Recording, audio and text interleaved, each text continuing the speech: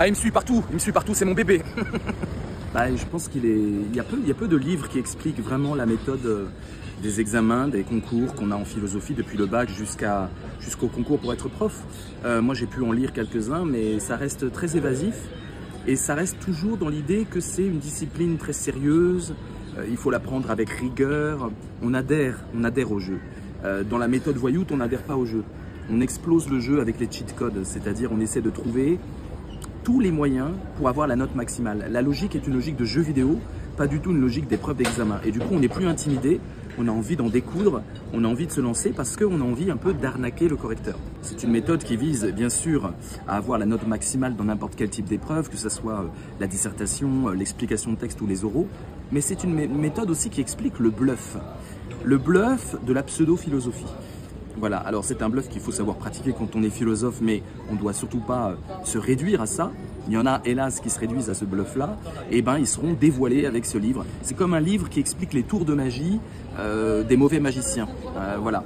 Donc, comment faire le philosophe, comment égrener des citations de philosophie alors qu'on dit des banalités, et ça je l'entends beaucoup dans les médias par certains collègues, comment épater avec la philosophie.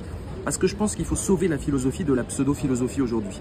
Et donc il faut comprendre ce qu'est la pseudo-philosophie, c'est-à-dire une apparence de savoir, un sophisme, souvent à base de citations, à base de mots compliqués, à base de jargon, qui met de la poudre aux yeux, et donc c'est l'opposé de la philo. La philo doit au contraire activer la lucidité du regard. La pseudo-philosophie, elle impressionne, c'est du pouvoir intellectuel, et je la dénonce pas, je montre simplement comment faire. Voilà, donc je montre. Et c'est aussi un livre de décryptage de cette pseudo-philosophie.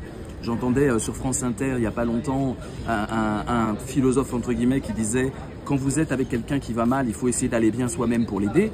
C'est d'une banalité confondante, on appelle ça enfoncer les portes ouvertes, mais il a enrobé ce message de citations, de références, de tout un apport culturel qui fait vibrer une banalité en lui donnant vraiment comment dire, le statut d'une vérité incroyable. André Consponville est spécialiste de ce genre de choses et j'ai beaucoup effectivement croisé dans ma vie de pseudo-philosophes qui, en étant d'ailleurs moi-même éditeur, j'ai dû faire le tri, qui utilisaient les tips, les astuces pour briller en philo alors que leurs propos et leurs idées sont indigentes. Moi je suis pour qu'on vienne aux idées et au débat d'idées. Et pour ça il faut débarrasser le jargon philosophique de toute cette imposture. Donc c'est un livre qui montre comment l'imposture de la pseudo-philosophie aujourd'hui triomphe et j'y vois un combat personnel aussi en ce sens-là. Une fois qu'on a compris ce qu'est la pseudo-philosophie et qu'on arrive à la détecter, on peut faire la vraie philosophie. Et la vraie philosophie, qu'est-ce que c'est?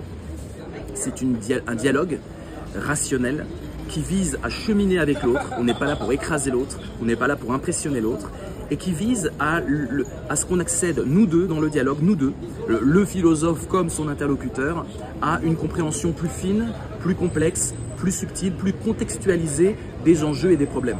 Et donc c'est une augmentation de l'intelligence. Mais pour que ça ait lieu, il ne faut pas qu'il y ait un bluff intelligent qui nous plonge dans une sorte de nuage où c'est un effet waouh permanent parce qu'on ne connaît pas et on croit connaître et on croit comprendre, alors que quand on revient aux idées elles-mêmes, elles sont d'une banalité confondante.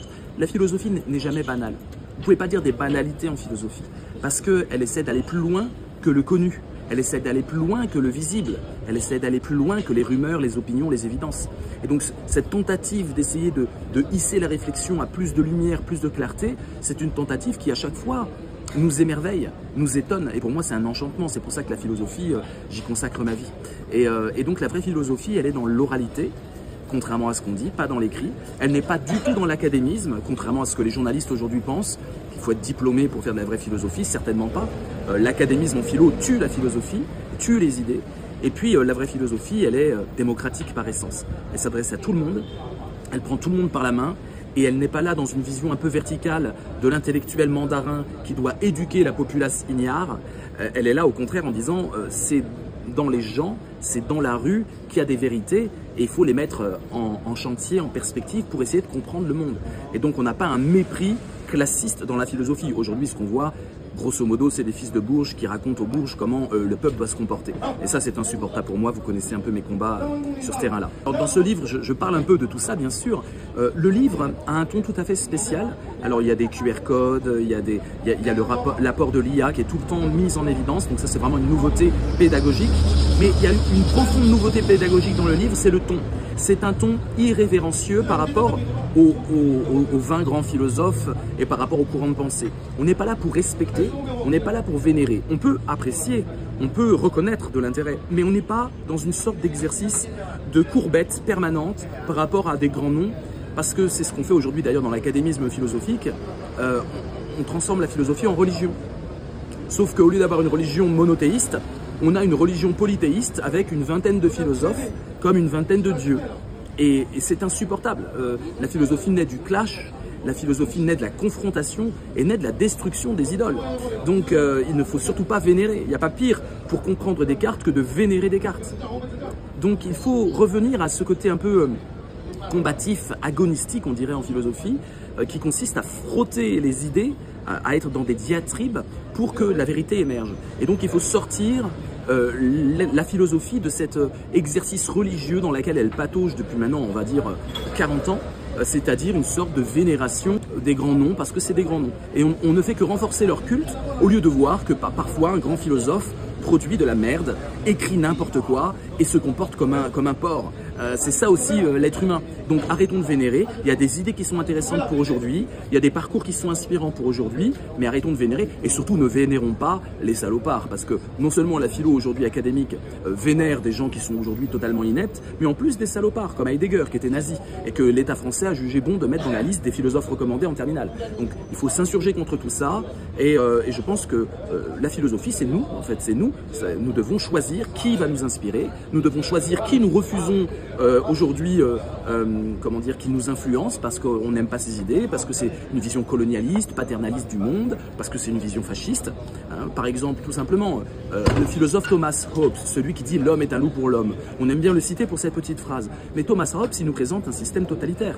Il ne croit pas du tout en la démocratie, en la bonté humaine, et c'est une pensée d'enfermement. Nietzsche, on nous présente ça comme une sorte de poète artiste. Mais Nietzsche, c'est proto-fasciste.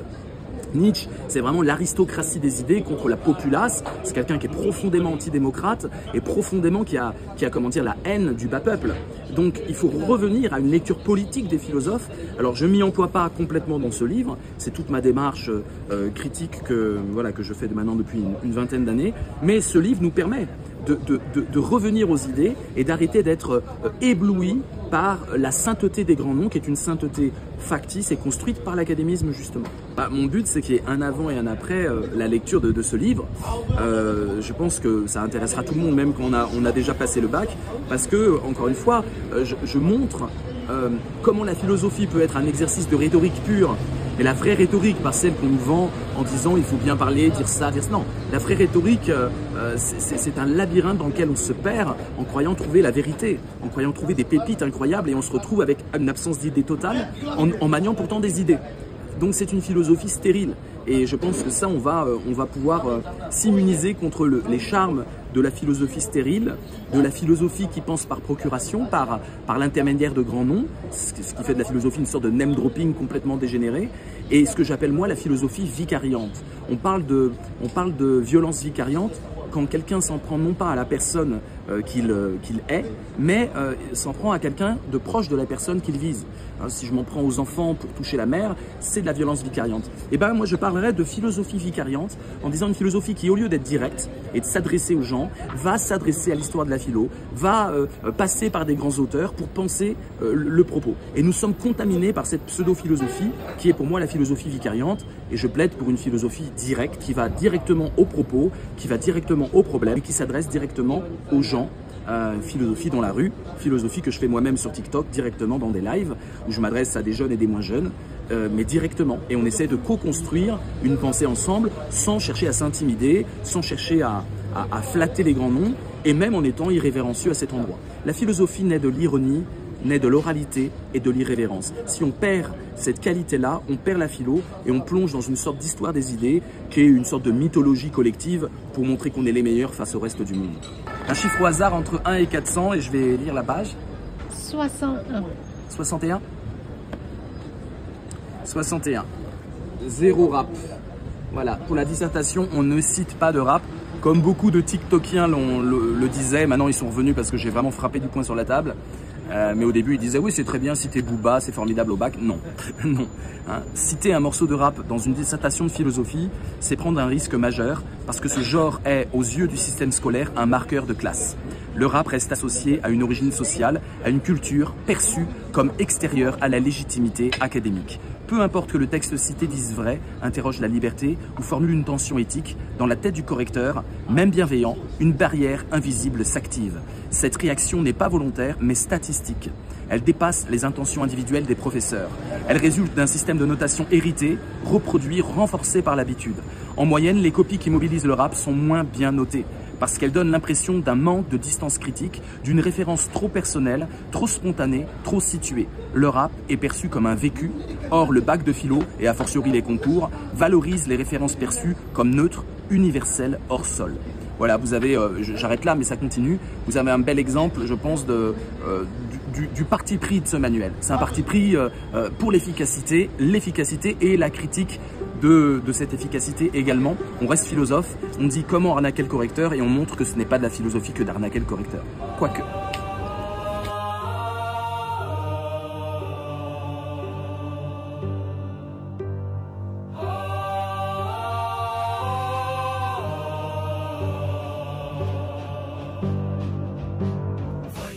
La méthode d'Henri, hey, hey.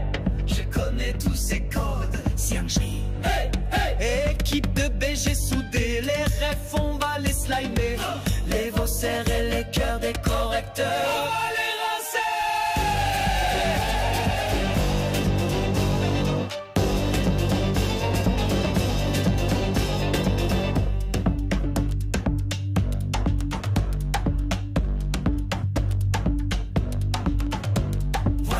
Et la méthode